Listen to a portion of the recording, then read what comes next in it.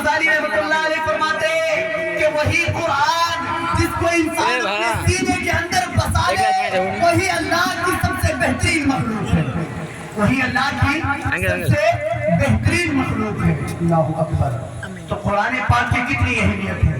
حضرت جبرائیل لے کے آئے وہ فرشتوں کے سردار بن گئے، جن پہ نازل ہوا وہ نبیوں کے سردار بن گئے، جس مہینے میں نازل ہوا تمام مہینوں کا سردار بن گیا، جس رات میں نازل ہوئی وہ تمام راتوں میں افضل ہو گئی۔ حضرات محترم، اسی قرآن پاک میں جس قرآن پاک میں کوئی شک و شبہ نہیں ہے، اسی قرآن پاک میں اللہ تبارک و تعالیٰ فرماتا ہے، اور فرماتا کیا ہے؟ آج سارے لوگ ریفرنس پوچھتے ہیں کہ کیا دلیل ہے، کیا ثبوت ہے، آپ عید میلاد النبی مناتے ہیں۔ اللہ اکبر۔ اللہ تبارک و تعالیٰ قرآن مجید میں فرماتا ہے، اے اعتراض کرنے والوں سنو، ذرا اپنی نظروں کے ذریعے قرآن پاک کی وہ آیت پڑھو جسے ہم نے اتارا ہے، وہ قرآن پاک جس قرآن پاک کو اگر کسی پہاڑ سے اتارا جاتا وہ پہاڑ ریزہ ریزہ ہو جاتا اللہ عز و جل کے خوف سے۔ اسی قرآن پاک میں اللہ فرماتا ہے، اے لوگوں آپ کو ریفرنس چاہیے کہ عید میلاد النبی منانا چاہیے نہیں۔ اللہ تبارک و تعالیٰ قرآن مجید میں فرماتا ہے، قُلْ بِفَضْلِ اللَّهِ وَبِرَحْمَتِهِ فَبِذَلِكَ فَلْيَفْرَحُوا۔ اے پیارے حبیب صلی اللہ علیہ وسلم، آپ لوگوں سے فرما دیجئے کہ اگر اللہ عز و جل کا فضل و کرم آپ پر ہو، اللہ کی رحمتیں آپ پر نازل ہو، ایسی صورتوں میں اللہ کا شکریہ ادا کرتے ہوئے ان رحمتوں کے اوپر، ان برکتوں کے اوپر، ان تمام فضائلات کے اوپر آپ کو شکریہ ادا کرنا چاہیے اور آپ کو خوشی منانا چاہیے۔ ذرا غور کریں حضرات محترم، اللہ کے پیارے حبیب صلی اللہ علیہ وسلم کے علاوہ اللہ تبارک و تعالیٰ نے ہمیں اولادیں دی، اللہ تبارک و تعالیٰ نے ہمیں ساری چیزیں عطا کی، ہم ساری چیزوں میں خوشیاں مناتے ہیں، ہمیں اللہ نے اولاد دیا، ہم اولاد کی خوشیاں مناتے ہیں۔ آج ہر کوئی ہر انسان اپنا برتھ ڈے مناتا ہے، لیکن اللہ اکبر، اللہ تبارک و تعالیٰ فرماتا ہے، اے لوگوں جب میرا فضل و کرم تم پہ نازل ہو، میری رحمتیں تم پر نازل ہو، تو ان رحمتوں کے اوپر تم اللہ عز و جل کے نام سے میلاد منایا کرو، اللہ کے پیارے حبیب کو ذکر کیا کرو۔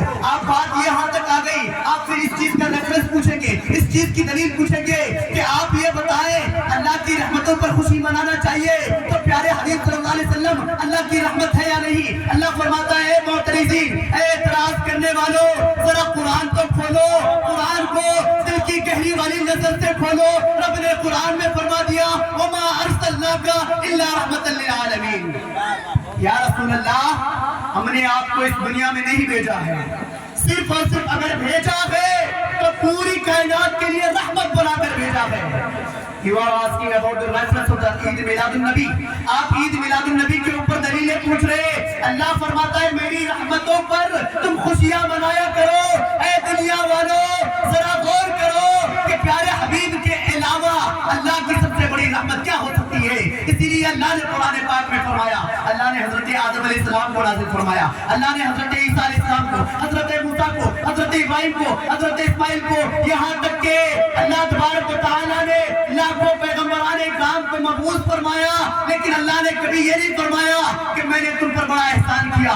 اللہ تبارک و تعالیٰ نے آپ کو آنکھیں دی، کان دیے، ہاتھ دیے، یعنی آپ کی باڈی میں اللہ تبارک و تعالیٰ نے اتنی ساری چیزیں دی کہ آج ایک انسان کا فنگر پرنٹ دوسرے انسان کے ساتھ میچ نہیں کرتا۔ اللہ فرماتا ہے، انسان ہم نے تمہارے اندر اتنی نعمتیں بھر رکھی ہے کہ تم کسی ایک کا شکریہ ادا نہیں کر سکتے، صحیح طور پر کسی ایک نعمت کا شکریہ ادا نہیں کر سکتے۔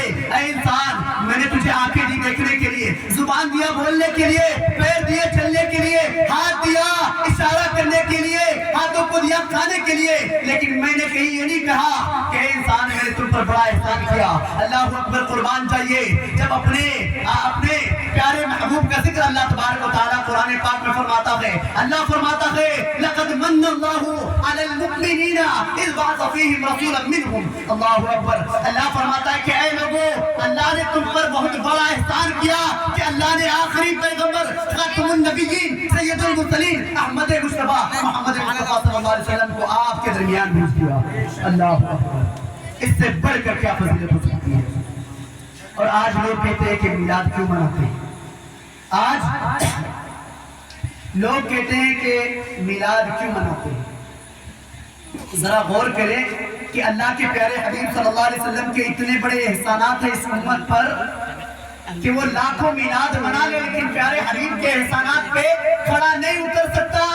وجہ یہ ہے کہ آج تک دنیا کا جو بھی بچہ پیدا ہوا سب نے رویا، سب آنسوؤں کو بہایا، سب نے چلایا، لیکن آئیے ذرا تاریخ کے صفحات کو الٹ کر دیکھتے ہیں، 1447 سال قبل تاریخ کو پلٹ کر دیکھتے ہیں، تاریخ میں پتا چلتا ہے کہ ایک ایسا شخص آیا جس نے پیدا ہوتے ہی اپنے سر مبارک کو سجدے میں رہ کر اپنے گھر والوں کو یاد نہیں کیا، اپنے عیسیٰ قریبہ کو یاد نہیں کیا، اپنے سجدے میں سر مبارک کو رکھ کر صرف اور صرف اتنی دعا کی، یا رب ہب لی امتی، یا رب ہب لی امتی، اے میرے پروردگار میری امت کو میرے حوالے کر دے۔ ذرا غور کرے کہ وہ چھوٹا سا بچہ، وہ ننھا سا بچہ، وہ معصوم سا بچہ جو پیدا ہونے کے بعد اپنے ماں باپ کو یاد نہیں کیا، اپنے عیسیٰ قریبہ کو یاد نہیں کیا، بلکہ اپنے ساری امتیوں کو یاد کیا۔ ہم اس نبی کا میلاد کیوں نہ منائے؟ ہم اس نبی کا میلاد کیوں نہ منائے جس نبی نے ہماری ماؤں کو، ہماری بہنوں کو ان کے حقوق دلائے؟ ہم اس نبی کو کیوں نہ مانے؟ اس نبی کا میلاد کیوں نہ منائے جس نبی کے آنے سے قبل کفار مشرکین نے ظلم کی ندیاں بہا دی، کفار مشرکین نے اپنی بچیوں کو زندہ درگور کر دیا، زندہ دفنا دیا۔ ہم اس نبی کا میلاد کیوں نہ منائے جس نبی کے آنے سے قبل کفار مشرکین نے عورتوں کے ساتھ اتنا برا سلوک کیا کہ ان کو ایک ساتھ رہنے نہ دیا جاتا تھا؟ لیکن اللہ اکبر، قربان جائیے، تاریخ کے صفحات کو پلٹ کر دیکھے تو پتہ یہ چلتا ہے کہ محمد عربی صلی اللہ علیہ وسلم کے آنے کے بعد، اسلام کے پیدا ہونے کے بعد اللہ کے پیارے حبیب نے سارے حقوق کو، جو حقوق عورتوں سے چھین لیا گیا تھا، جو ماں باپ سے چھین لیا گیا تھا، جو حق بیٹیوں سے چھین لیا گیا تھا، اللہ اکبر، قربان جائیے، پیارے آقا صلی اللہ علیہ وسلم کے پیدا ہوتے ہی عورتوں کو ان کے حقوق ملنے لگے، بچیوں کو زندہ درگور کیا جاتا تھا، لیکن میرے پیارے حبیب کے پیدا ہونے کے بعد وہ منع کر دیا گیا۔ اللہ اکبر، لوگ شراب میں دھند رہتے تھے، شراب پیتے رہتے تھے، مدینے کی گلیوں میں، مکے کی گلیوں میں شراب کی نالیاں بہا کرتی تھی، لیکن اللہ اکبر، قربان جائیے، پیارے آقا نبی کریم صلی اللہ علیہ وسلم کے پیدا ہوتے ہی یہ ساری چیزیں، یہ ساری فحاشی کلامیں، فحاشی باتیں، فحاشی افعال، یہ سارا کا سارا ختم ہو گیا۔ ذرا غور کرے کہ وہ نبی جس نبی کے بارے میں اللہ تبارک و تعالی حدیث قدسی میں فرماتا ہے، لولاک لما خلقت الافلاک، اے میرے پیارے حبیب، اگر آپ کو پیدا کرنا مقصد نہ ہوتا، یہ آسمان، یہ زمین، چاند، سورج، شجر، حجر، یہاں تک کہ کسی بھی چیز کو پیدا نہ کرتا جس کے وسیلے سے آپ، ہم، ہمارے ماں باپ، پوری کائنات کا ذرہ ذرہ پیدا کیا گیا ہے، اس نبی کا میلاد ہم کیوں نہ منائے؟ اس لیے شاعر اسلام کہتا ہے، نثار تیری چہل پہل پر ہزاروں عید ربیع الاول، نثار تیری چہل پہل پر ہزاروں عید ربیع الاول، سوائے ابلیس کے جہاں میں سبھی تو خوشیاں منا رہے ہیں، سوائے ابلیس کے جہاں میں سبھی تو خوشیاں منا رہے ہیں۔ اللہ اکبر، آج لوگ بار بار دلیلیں دے کر علماء کرام کر دیں، آج بار بار لوگ ایک ہی دلیل پوچھتے ہیں کہ نبی کا میلاد کیوں مناتے ہیں؟ اللہ اکبر، ذرا غور کریں، ان سے ایک ہی سوال کریں کہ نبی کے میلاد میں ہم کرتے کیا ہے؟ نبی کی تاریخ بیان کرتے ہیں، نبی کے میلاد میں ہم کرتے کیا ہے؟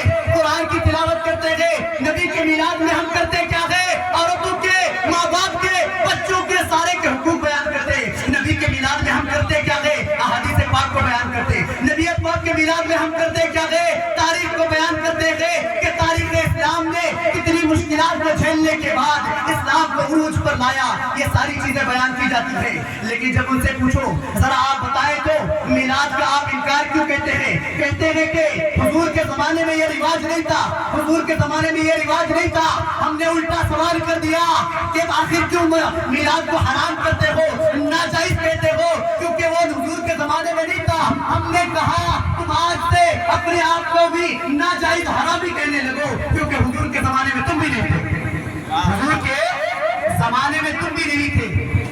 اس لیے ساری چیزیں آپ بار بار قرآن سے دلیل پوچھتے ہیں، بار بار حدیث پاک میں پوچھتے ہیں۔ اللہ اکبر، حدیث پاک میں اللہ کے پیارے حبیب صلی اللہ علیہ وسلم، آج لوگ کہتے ہیں کہ آقا نبی کریم صلی اللہ علیہ وسلم نے تو اپنا میلاد خود نہیں منایا۔ ارے ذرا بخاری کو اٹھا کر تو دیکھیں، ذرا مسلم شریف کو اٹھا کر دیکھیں، سیاہ ستہ کی کتابوں کو اٹھا کر دیکھیں، میرے پیارے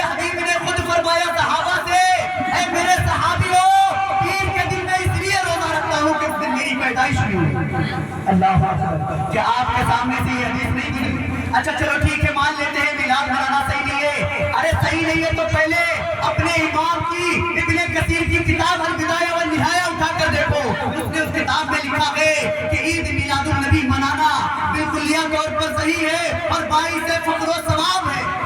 جا کر پہلے اپنے امام کو پکڑو۔ اس کے بعد اشرف علی تھانوی نے اپنی کتاب میں طب النشر میں اس نے یہ لکھا ہے کہ جب ایک بیماری پھیل گئی اور وہ بیماری کی وجہ سے سارے لوگ تباہ و برباد ہونے لگے، میں ایک کمرے میں بند ہو گیا۔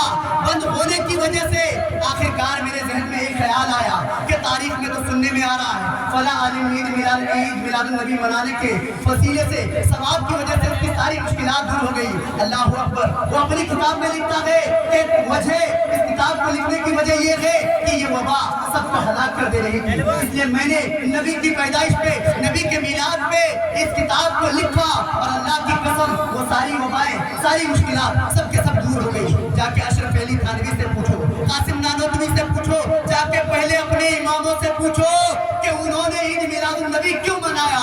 اگر نہیں منایا تو اپنی کتابوں میں عید میلاد النبی کو کیوں لکھا؟ ارے کتابیں پڑھے، اچھی طرح کتابوں کا مطالعہ کرے، پھر آ کر سامنے بحث و مباحثہ کے لیے آئے۔ اور اللہ عز و جل نے قرآن پاک میں اللہ کے پیارے حبیب کے بارے میں اتنی ساری چیزیں پیدائش سے لے کر ہر شے کو اللہ نے قرآن میں بیان فرمایا۔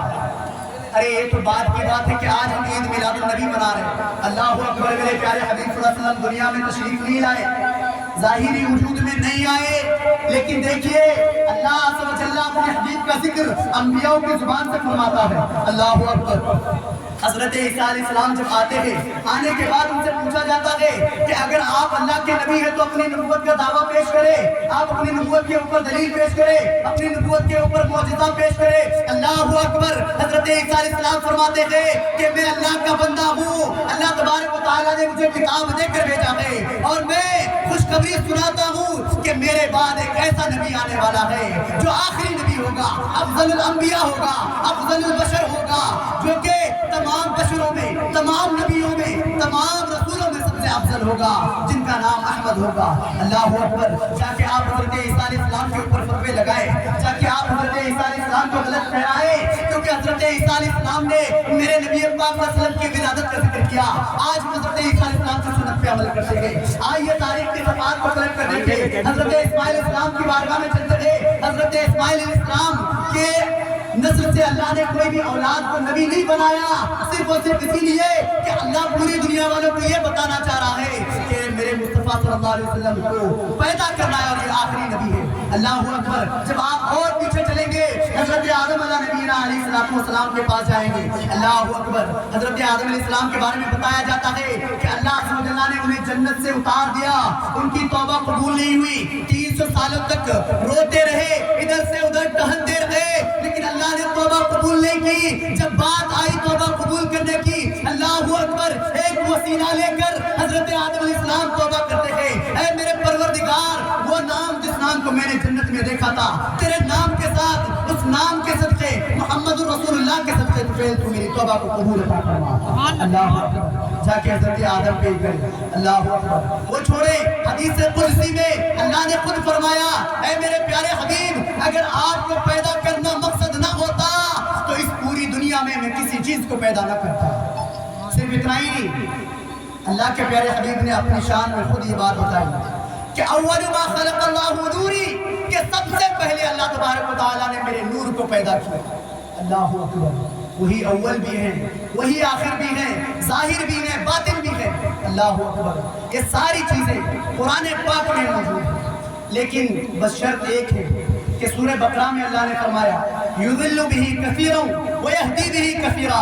قرآن پاک ایک ایسی مقدس کتاب ہے کہ اس کتاب کو جو انسان جس طرح پڑھے گا وہ اس طرح ہو جائے گا۔ اگر کوئی انسان قرآن پاک کو ظاہری معنوں میں پڑھنے کی کوشش کی، وہ گمراہ ہو جائے گا، کافر ہو جائے گا، بد دین اور بد مذہب ہو جائے گا. لیکن وہی قرآن پاک کو علماء کرام کی ہدایت کے مطابق اگر کوئی پڑھے گا اس کو ساری چیزیں سمجھ میں آئے گی، ساری باتیں سمجھ میں آئے گی. آج جو غیر لوگ جو میلاد پہ انگلیاں اٹھا رہے ہیں، آج جو لوگ میلاد کے اوپر تانا زنی کر رہے ہیں، آج ان کے اوپر وہ جو تانا زنی کر رہے ہیں، وہ کہتے ہیں نبی پاک کو علم غیب نہیں آتا. لوگوں کے سامنے جن کو کچھ نہیں آتا ان کے سامنے ایک آیت کے ٹکڑے کو پیش کیا جاتا ہے کہ عالم الغیبی فلا یظہر علی غیبہ احد. اتنی آیت کو پڑھ کے اس کا ترجمہ سیدھا سادہ بتایا جاتا کہ اللہ تبارک و تعالی عالم الغیب ہے، غیب کی باتوں کو اللہ جانتا ہے، آپ کے ہمارے سب کے دلوں کی باتوں کو جانتا ہے. لیکن اللہ تبارک و تعالی اس علم غیب کو کسی پر ظاہر نہیں کرتا. لیکن ان نالائقوں کو میں یہ بتانا چاہوں گا کہ اے لوگوں، اعتراض کرنے سے پہلے قرآن پاک کی پوری آیت پڑھے. اللہ نے کیا فرمایا؟ الا من ارتضی من رسول، کہ اللہ علم غیب عطا کرتا ہے ان کو جن سے اللہ راضی رہتا ہے. رسولوں میں سے، پیغمبروں میں سے اللہ جن سے راضی رہتا ہے انہیں علم غیب عطا کرتا ہے. اگر علم غیب نہ ہوتا تو قرآن میں آپ یہ بتائیں کہ قرآن میں اللہ نے صرف لفظ قیامت کا ذکر فرمایا، قرآن میں اللہ نے صرف جنت اور دوزخ کا ذکر عطا فرمایا، لیکن باقی ساری چیزیں کس نے بتائی؟ پیارے آقا صلی اللہ علیہ وسلم نے بتائی. وہ نہیں کہتا کہ پیارے آقا کو علم غیب معلوم تھا. اللہ اکبر. ایک آخری واقعے کو صراحتاً علم غیب کے اوپر دلیل دیتے ہوئے میں اپنی تقریر کو ختم کروں گا کہ صحابہ